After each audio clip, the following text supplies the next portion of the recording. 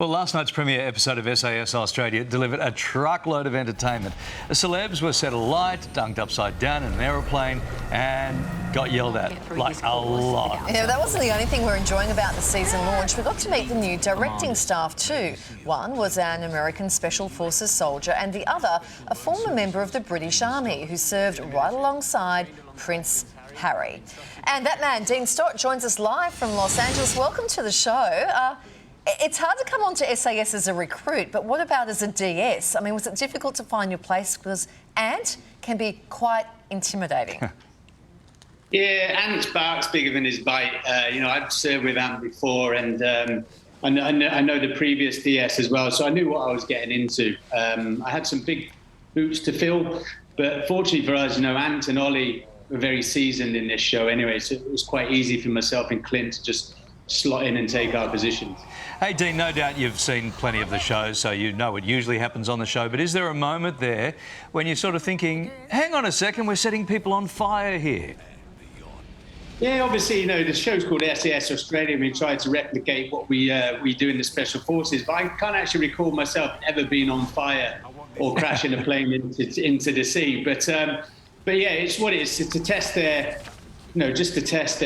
mindset, push them to their limits, and obviously expose themselves to their fears. There's some of the recruits that are scared of heights, some are scared of water, and there's obviously some, as we know, that are scared of fire.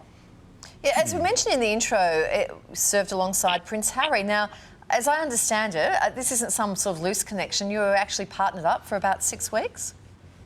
Yeah, that's correct. Yeah, it was back in 2007, so 15 years ago. I was on a JTAC course, and Prince Harry was also on the course with me.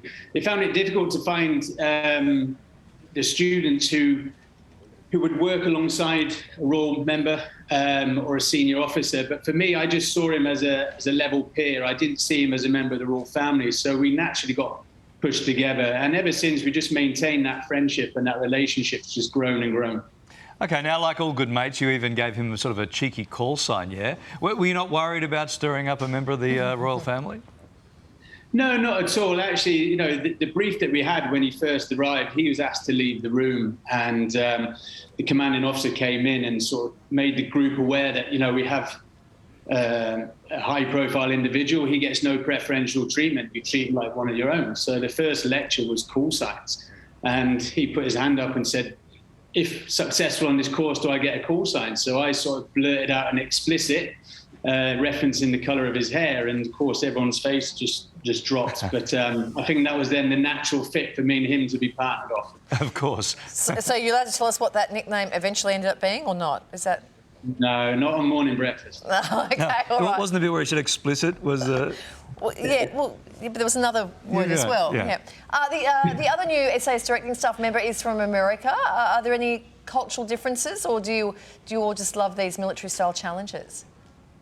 No, there are obviously some cultural differences. What I like about the Americans is some of their terminology, and that was what was quite unique as well, is that we all come from different backgrounds. I was from the British Army and then went SBS. Ollie and Ant from the Marines went SBS. The Army and the Marines had their own sort of terminology and slangs and lingo. I mean, that's the same with the Americans. So actually, we've got a great dynamic on this course of numerous terminology. OK, now we've had a really strong start to the series already. After just one episode, it was amazing last night. Is there something you're really looking forward to us seeing this year? Yeah, I think for me, it's to really watch out for, when I was an instructor back in the UK, I used to prejudge when the recruits would walk in. I already had made an assessment of who I thought was going to be there at the end. I was always pleasantly surprised, and this show is no different. Very much surprised me who I saw at the end in my own estimation. Wow. Well, it got off to a cracking start. We can't wait to see more of it. Dean, thank you so much. Great catching up. Thank you. I just wanted to clarify as well, Millie with the 24-hour clock. If it's 13, you minus 12, not 2. I just wanted to get that across, but even I was confused. It was very confusing, wasn't it? It was, yeah. Just in case Australia was confused, I just wanted to clarify that point. We are constantly confused here. Good to talk to you, mate. Thank you very much. Thank you. Thanks. SAS Australia continues tonight at 7:30 right here on 7 and on 7+.